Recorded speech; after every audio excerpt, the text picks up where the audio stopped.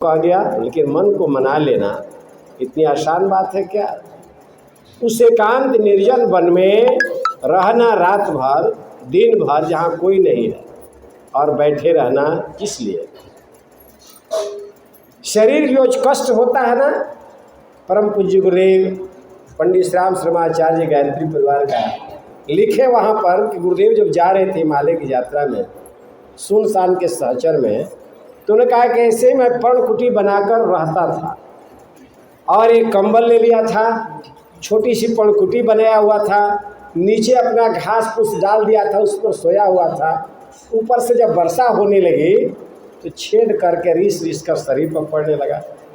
शरीर के बाद कंबल पाया, कंबल छेद कर शरीर पर गया, शरीर को कष्ट होने लगा। मन में भाव आ गया तामसी, क्या हमने छोड़कर इतना बढ़िया महल घर मकान विधि व्यवस्था कहाँ आ गया? अपना शरीर जब ही अपना वकालत करना चालू किया, कष्ट हुआ तो दिमाग एक शानदार बैरिस्टर की तरह काम करने लगा। बिना पैसा का वकील खड़ा हो गया, बिना पैसा का। अब बिना पैसा का वकील खड़ा होकर शरीर के अनुसार बात करने लगा। वो भी शरीर के अनुसार भाव में भाव मिलाने लगा। क्या बताओ, कितना बढ़िया व्यवस्था था वहाँ पर, घर पर सारे साधन सुविधा संपन्न, सारा परिवार धन्य धान से, और आकर जंगल में ही तपस्या किया जा सकता है क्या? घर नहीं कर सकता था? कहाँ आ गया तो? अब ये शरीर का कष्ट और मन वकील बन गया। अब दोनों आपस में समझौता करने लगा, बहस चालू कर दिया। मन और शरीर दोनों मिल गया। जब मिल गया तो कहाँ भागने लगा? अब आत्मा के जो सुख धर्म है, आत्मा के गुणधर्म से विपरीत भागने लगा। गुरुदेव ने अपनी जीवनी में लिखा है सुनसान के सहचर में कि जब एकांत स्थान में आदमी रहा और अपना दोनों ताल में बैठा दिया तो लगता था कि झकझोर कर फिर बैक करा देगा। फिर आत्मा की आवाज़ आएगी, ये क्या कर रहे हो तुम? इतने कष्ट सहकर इस जगह पर आ गए और इतनी तपस्या के बाद तुम तपस्या कर रहे हो और फिर अपना तुम श्रेय मार्ग अपना कर प्रेय मार्ग की तरफ भागने लगा। फिर मन में विचार आया, दबोचे उसको, और दबोचने के बाद आगे बढ़े कि क्या कर रहा, उसको नियंत्रण में लाया। और जब आगे बढ़े, वहाँ से कदम निकला कुछ देर के बाद में तो वर्षा की बूंदें बंद हो गई। मखमली सेज था, मखमली घास फूस को अच्छा था। सुनसान के सहचर एकांत हिमालय की यात्रा में लिखे, वहाँ से जब कदम बढ़ने लगा तो खूब सुंदर फूलों की घाटी मिली। फूलों की घाटी मिली, वहाँ सारे फूल खिले हुए थे, कुछ बड़े थे, कुछ छोटे थे, कुछ और बड़े थे, और अपने शरीर पर सिर पर विभिन्न रंग के टोपी पहने हुए थे। कोई लाल, कोई पीला, कोई गुलाबी, अलग अलग ढंग के फूल खिले हुए थे। उसमें एक से बड़ा फूल लिखते हैं कि बड़ा हंसोड़ था। उसके नज़दीक में बैठ गया, बड़ी मस्ती से झूम रहा था।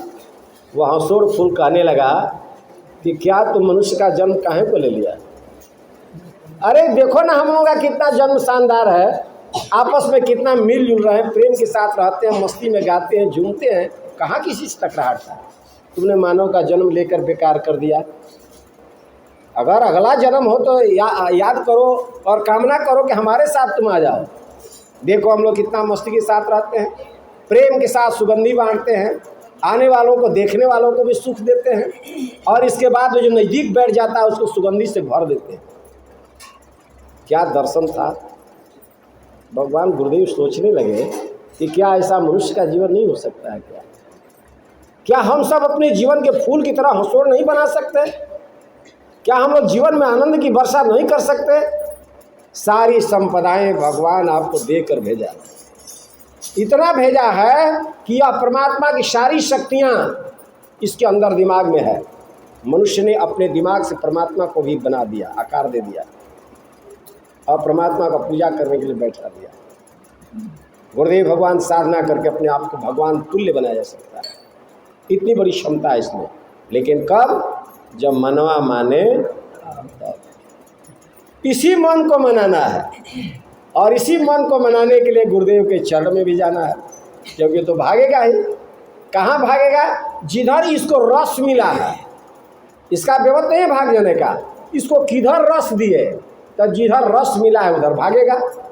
हम सांसारिक जीवन में रहते हैं, अच्छी बात है, लेकिन यदि हम समझ जाएं कि मनुष्य जीवन का धर्म क्या है, इस मानव जीवन मिला क्यों, हमारा लक्ष्य क्या है, और लक्ष्य के प्रति आदमी का उस पर निगाह हो जाए और अटूट श्रद्धा हो जाए तो निश्चित रूप से उपलब्धि प्राप्त करेगा आदमी।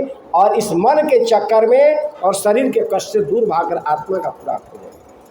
और आत्मा का खुराक क्या है? प्रेम, करुणा, दया, ममता, आत्मीयता, संवेदना। जहाँ हाँ कैसे प्रेम छलका दे, अगर प्रेम छलका रहे तो भगवान आपको दे दिए। आत्मीयता का विस्तार करना ही अध्यात्म का मूल दर्शन है। जो भी आदमी संत महात्मा जाते हैं और साधना के क्रम में अपने आप को इतना बलिष्ठ बना लेते हैं कि हम मन भागे मत, मन को रोका गया वहाँ। और मन क्या किया कि वकालत करने लगा शरीर के अनुसार और भागने के चक्कर में था। लेकिन उन्होंने कहा कि एक शानदार साधक की तरह आदमी जब अडिग हो जाता है तो मन का विचार और शरीर दोनों पीछे गौड़ हो जाते हैं, छोटे पड़ जाते हैं, बौने पड़ जाते हैं। कब? जब संकल्प शक्ति मजबूत होता है तब। तो हम सभी अपने संकल्प शक्ति को मजबूत करें और यह मान कर चलें कि परमात्मा की गोद में जाएंगे तो आदमी कभी भी निराश नहीं होता है। राम नाम एक अंक है, सब साधन है सुन, राम गए कछु हाथ नहीं, राम मिले 10 गुण। कितना बढ़िया गणित बता दिए।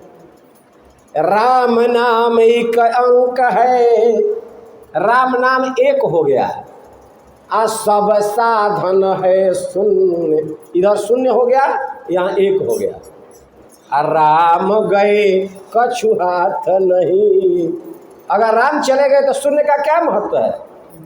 राम मिले 10 गुण। और जब ही राम मिल गए तो 0 बैठ गया और 1 पर 0 बैठ गया तो कितना हो गया? 10 हो गया। इतनी बड़ी शक्ति है परमात्मा के गोद में जाने से। इसलिए मानो हम सभी बड़ी श्रद्धा भाव के साथ गुरुदेव के चरण में आते हैं, एकदम आनंद विभोर हो जाएं और माने कि संसार का सबसे बड़ा काम कर रहे हैं, सबसे पवित्रतम काम कर रहे हैं सत्संग में आना। और जो सत्संग में आता है ना, उसके जीवन के बहुत सारे कसाय कलमश धीरे धीरे धो जाता है, खत्म होता है। और धोते धोते एक दिन ऐसा निर्मल मन हो जाएगा कि निर्मल मन जन सो मोहि पावा, अमोहि कपट छल छिद्र।